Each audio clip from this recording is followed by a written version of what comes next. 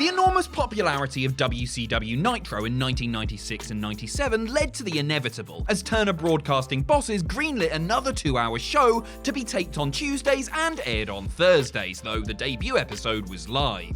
Great news for wrestling, bad news apparently for Eric Bischoff. Hardly doing backflips over the news, the WCW Executive Vice President was daunted by the task due to the increased workload for not only himself, but also the production crew and the wrestlers as well. Add to that the increase in production costs, which TBS didn't cover, and the fact that there was a hiring freeze, even if ATM Eric was given a cash injection from billionaire Ted in order to sign Bret Hart specifically for the new show, and you can see why the added exposure might not have been worth all the hassle. But Thunder was a ratings smash and remained on the air until WCW folded in March of 2001, with some 156 episodes available for your viewing pleasure, even though a lot of it is absolute dross via the WWE Network. But it all started on January the 8th, 1998 at the Ocean Center in Daytona Beach, Florida. There were megastars, legends, up-and-comers, and a couple of blokes you've likely never heard of on the bill, but just what the hell happened to them all? Mason Ryan, Stevie Ray, Earthquake, Alundra Blaze, Norman Smiley, Zach Gowen, Bam Bam Bigelow,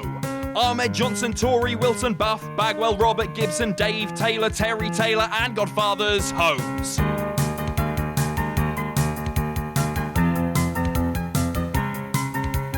Dwayne Gill, Adam Bomb, Michael Hayes, Cor Von, S.A. Rios, Jim Manai, the manager from Kai and Tai, Jim Powers, Francine, Jack Swagger, Mean Gene, Fat Chick Thriller, Duke the Dumpster, Oklahoma Manta. What happened to that wrestler? Some were main eventing, which leaves me lamenting. What happened to that wrestler? Some since long forgotten, but their memories live on. Tony Schiavone. Welcoming us to the new show were Tony Schiavone, Lee Marshall, and Bobby Heenan, the three-man announce team that would be calling the action and trying to make sense of the sometimes utterly nonsensical. Schiavone was the lead and would be relied upon by WCW until the company closed its doors. Post-WCW, Big Tone made a solitary appearance for TNA, but primarily stuck to announcing real sports like football and basketball for radio stations in Georgia, returning to the biz for MLW in 2017 before leaving them for a gig with AEW in 2019. Outside of his announcing work, Schiavone has a WCW-themed podcast called What Happened When. Lee Marshall. One of the lesser known, but by no means less important WCW announcers was Lee Marshall, a veteran broadcaster who had previously worked for the AWA and called the action for the Los Angeles portion of WrestleMania 2. In WCW, Marshall did a bit of everything here and there, including a weekly road report on Nitro, and was a fixture on Thunder and Saturday Night. In his post-wrestling days, his bassy voice landed him work with radio stations and also secured him a gig portraying serial mascot Tony the Tiger. Sadly, Stagger Lee passed away from cancer in 2014 at the age of 64. Bobby Heenan. The Brain will forever be remembered as one of wrestling's greatest. Whether a wrestler, manager, interviewer, or announcer, Heenan excelled in every aspect and left an indelible mark on the industry. After leaving WCW under a cloud in late 2000, Heenan made the odd appearance here and there, memorably coming back to WWE at WrestleMania X7 to call the gimmick Battle Royal. Made a WWE Hall of Famer in 2004, Bobby would have likely made more appearances in subsequent years had he not suffered from poor health. A warrior until the end, Heenan was a regular on the fan convention circuit, even as cancer robbed him of his ability to talk. He passed away in September of 2017 at the age of 72. David Penza. Handling ring announcing for the evening was WCW ever-present David Penza, who worked for TNA in the following years and, after a break, is back again handling those duties for Impact now, as well as doing some behind-the-scenes stuff and occasional commentary. Penza is also a realtor and hosts a wrestling podcast called Sitting Ringside. Mike Tenay. The knowledgeable Tenay, whose role in WCW grew as the years went on, moved to TNA and became the voice of that organization once the Monday Night Wars were over. The Professor, who hasn't worked for Impact since 2015, is now retired and living in Vegas. Chris Adams. After what felt like an eternity of Nitro recaps, hell of a way to start a new show folks, it was time for our first match, as Gentleman Chris Adams took on Macho Man Randy Savage. While the Macho Man moniker certainly suited the jacked up Savage, I can't say Gentleman is appropriate for Chris. Adams, a veteran journeyman who had a hand in the training of Steve Austin and Scott Hall, left WCW in late 1999 and met his end not too long after. A bit of a dodgy bloke outside the ring, Adams, awaiting trial on a manslaughter charge after the accidental overdose of his girlfriend, was shot and killed by a friend during a drunken brawl in October of 2001. He was 46. Randy Savage. Another outstanding superstar with a, shall we say, eventful life outside the ring was Randy Savage, who was entering the winter of his career at the beginning of 1998. The Macho Man still had plenty left in the tank, but left WCW and essentially the wrestling business in early 2000, focusing instead on his burgeoning acting and rap careers, which is a sentence that I've just said with a completely straight face. Apart from the odd public call-out of Hulk Hogan, Savage kept out of the public eye in his final years, retiring into isolation and only making occasional appearances. One of the absolute best ever, Randy sadly passed away of a heart attack in May of 2011 at the age of 58. He was posthumously inducted into the WWE Hall of Fame 4 years later. Miss Elizabeth. Accompanying Savage for his match was his ex-wife Miss Elizabeth, and boy, this thing just continues to get more depressing, doesn't it? Another sad wrestling tragedy, Miss Elizabeth, the childhood crush of anyone who watched WWE in the 80s, hung around WCW until the summer of 2000 before getting a gig working the front desk of a gym owned by Sting and her new fella Lex Luger. The relationship with the Total Package would prove toxic, and Elizabeth died of an accidental drug overdose in his residence in May of 2003. She was just 42 years old. Lex Luger. Luger helped Savage lose the match to Adams, giving Thunder a major upset in its very first bout, though the result was subsequently overturned. The narcissist stayed with WCW until the lights went out, but didn't come back to WWE during the invasion, instead opting to work international tours, the Indies, and for TNA.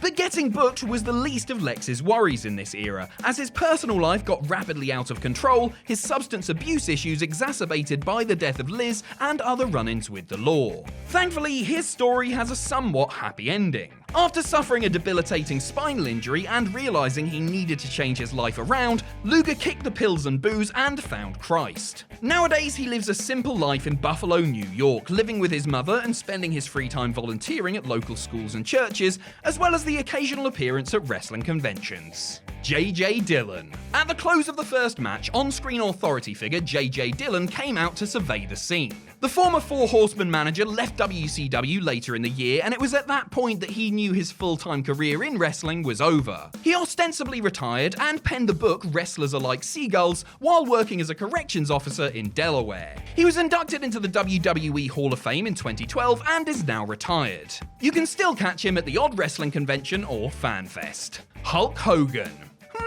Where is Hulk Hogan now, I wonder?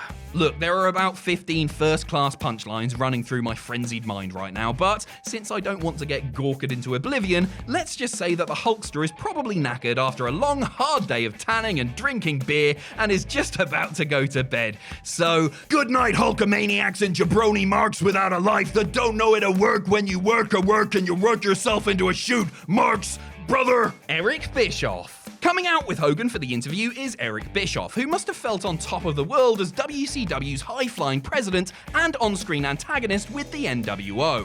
Eazy-E could do very little wrong during this period, but all of that would change over the next couple of years as he and everything around him began to unravel. Bischoff left WCW for good in 2000 and tried unsuccessfully to buy the company before it folded in 2001. A post-WCW stint in WWE as general manager was a bag of laughs, but his time in TNA wasn't so fun, coming to be viewed by the man himself as a major regret. Bischoff made a shocking comeback to WWE Creative in 2019 as executive director for the SmackDown brand, but lasted all of a few months in the role before being given the boot. He's recently made appearances for AEW and is another member of Conrad Thompson's podcast Empire, co-hosting the show 83 Weeks, named after Nitro's ratings consecutive winning streak in the Monday Night Wars. Louis Spicolli. Another match, another wrestler gone way before their time. Spicolli, who had previously had stints in Mexico, WWE, and ECW, was on the upswing in WCW in early 1998, joining up with Scott Hall in the NWO and heading for a showdown with Larry Zbyszko. Unfortunately, Spicolli's hard partying ways caught up with him, and he passed away of an overdose a little month after Thunder's debut episode. He was just 27.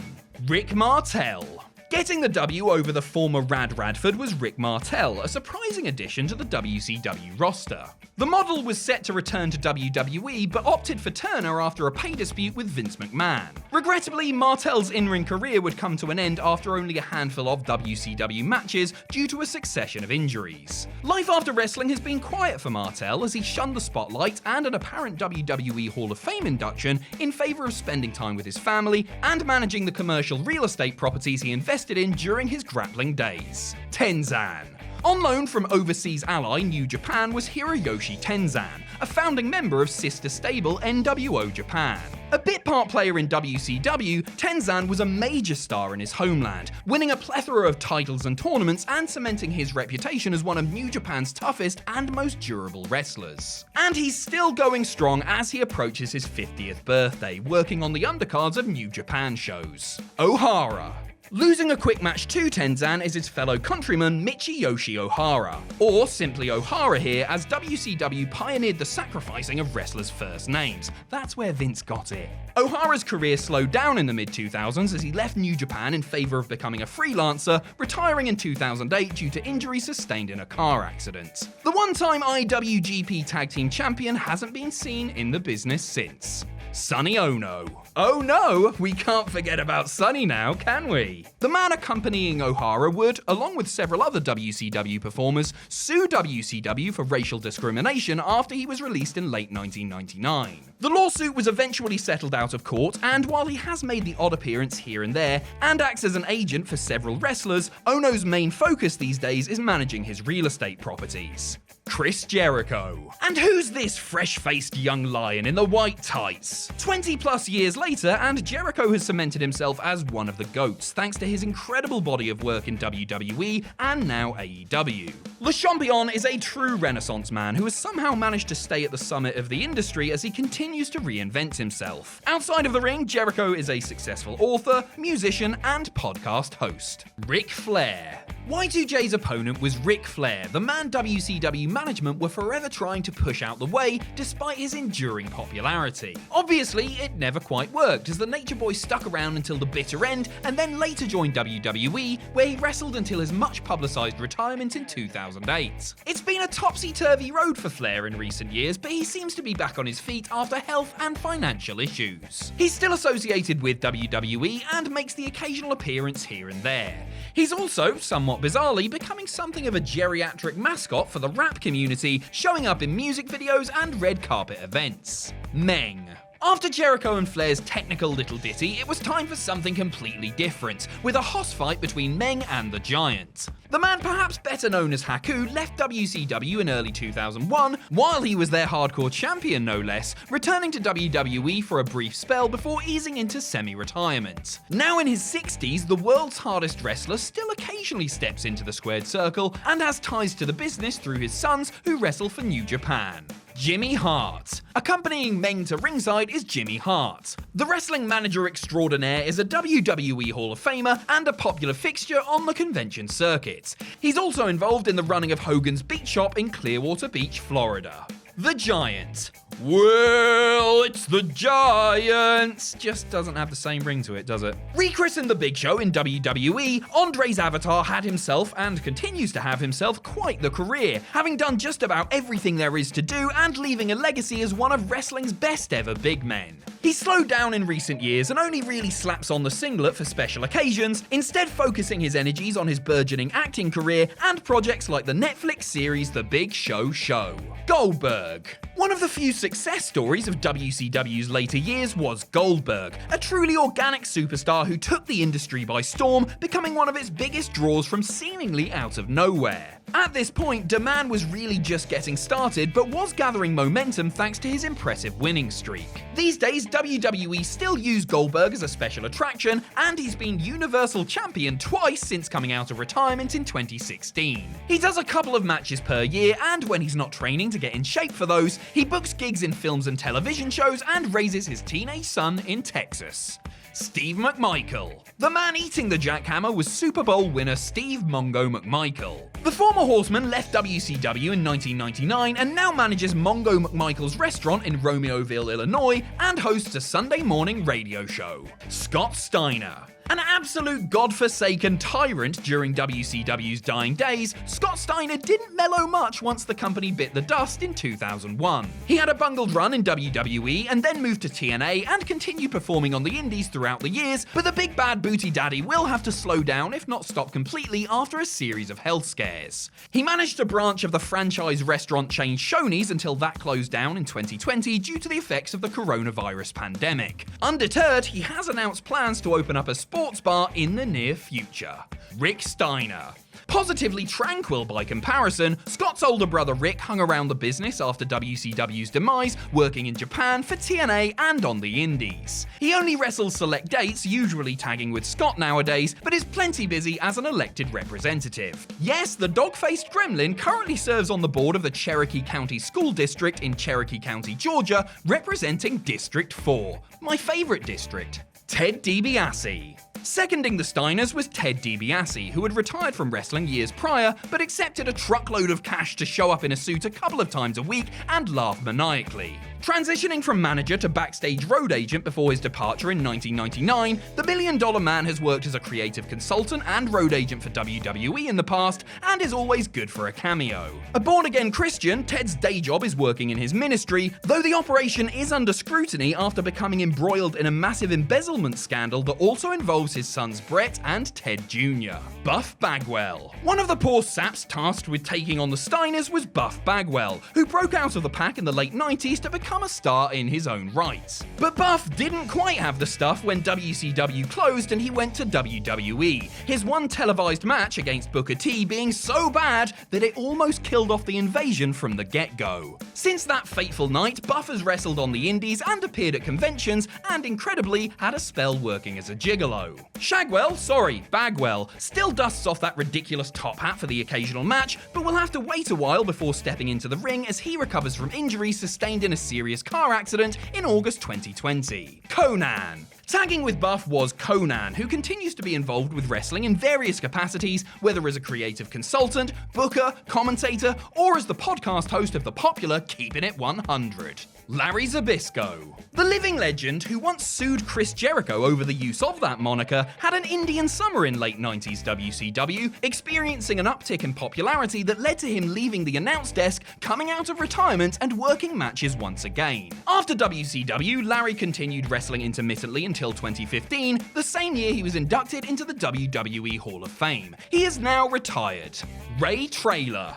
Ah, lovely, that's more like it. A random match between two ex-WWE stars. There's the WCW I know and love. Ray Traylor, aka the Big Boss Man, left WCW to return to WWE later in the year and worked there in various capacities until 2003. He was still working the independents in 2004 when he sadly passed away of a heart attack in September at the age of 41. A beloved figure in the industry, Traylor was posthumously inducted into the WWE Hall of Fame in 2016. Scott Hall. Traylor's opponent was Scott Hall, who surprisingly lost to the big man from Cobb County in another upset. The bad guy's exploits in and out of the ring since WCW kicked the bucket have been inconsistent to say the least. Though he had stints in New Japan, WWE, and TNA after WCW, Hall's work was often overshadowed by his bad behaviour. Retired since 2010, Hall is still involved with the business and makes appearances in the usual places. He was inducted into the WWE Hall of Fame as Razor Ramon in 2014 and is due to be inducted a second time under his real name as a member of the NWO. Juventud Guerrera. As bad as things got creatively in WCW, fans could always rely on the Cruiserweights to provide some thrilling action. And who better than Juventud Guerrera and Ultimo Dragon, who clashed over the Cruiserweight title here. The Juice got the win and the title, presumably so that there could be a big title change on the first Thunder to set the tone and get people talking. Since WCW, Guerrera has wrestled just about everywhere, including TNA and WWE, and is still active on the indie circuit. He also makes music, but I wouldn't recommend it. Makes Fozzy sound like Simon and Garfunkel. Ultimo Dragon. Ultimo Dragon's in-ring career looked to be over after a botched elbow surgery later in 1998, but thankfully the masked man was able to resume it and managed to fulfill his lifelong dreams of wrestling in both Madison Square Garden and at WrestleMania. He's been all over the world since and is still going strong in his 50s, currently wrestling for Dragon Gate in Japan. Bret Hart. WCW's latest big money acquisition shows up to cut a promo and build a match with Ric Flair. Which isn't a bad idea, I suppose, but given how much sympathy and momentum the Hitman had coming out of the Montreal Screwjob, it's evident how badly they messed him up right from the get-go. Bret's career ended in WCW due to concussion issues, but he did mend fences with WWE in later years, returning for a Hall of Fame induction and then a grudge match with Vince McMahon. The excellence of execution is retired, but still shows up for special appearances every now and then, and not a week goes by that you won't see him in the news, either starting a new beef or reigniting an old one. Scott Norton. Luger's back out now, getting a quick win over Scott Norton. Norton, a far bigger deal in the land of the rising sun than in the United States, left WCW in 1999 to focus on his career in New Japan. The former IWGP Heavyweight Champion hasn't completely retired and still wrestles infrequently. His autobiography, Strong Style, was released in 2019. Sting. Another promo now, with Sting coming out to say more than he had in the past year or so of hanging about in the rafters, the absolute goth. WCW until the very end, Sting subsequently wrestled for TNA for a while and then had a couple of big matches for WWE. Sadly, in one of those, he sustained the injuries that will continue to keep him out of the ring for good. He formally announced his retirement during his Hall of Fame speech in 2016 and let his WWE Legends contract expire in 2020, later showing up on AEW Dynamite's Winter is Coming special in December. Vincent. Probably as good a time as any to mention Virgil, here going by Vincent in a rather pathetic dig at Mr. McMahon, and he's hovering around for some reason during this promo as he was inexplicably a member of the all-powerful NWO. I'm not sure exactly where Virgil is right now, but if I had to guess, I'd say he's probably selling 8x10s and bootleg Rey Mysterio masks outside of his boot in an Olive Garden car park. Diamond Dallas Page. It's him, it's DD... him. It's Diamond Dallas Page, an unlikely WCW champion who got into the business late but busted his yoga-sculpted ass to become a superstar. Post-WCW, Page went to WWE and had a rather rotten run, getting belted all over by The Undertaker and his wife and generally being portrayed as a massive loser. His full-time career came to an end due to injuries in 2002, but he has shown up here and there since, wrestling recently for AEW at the tender age of 63.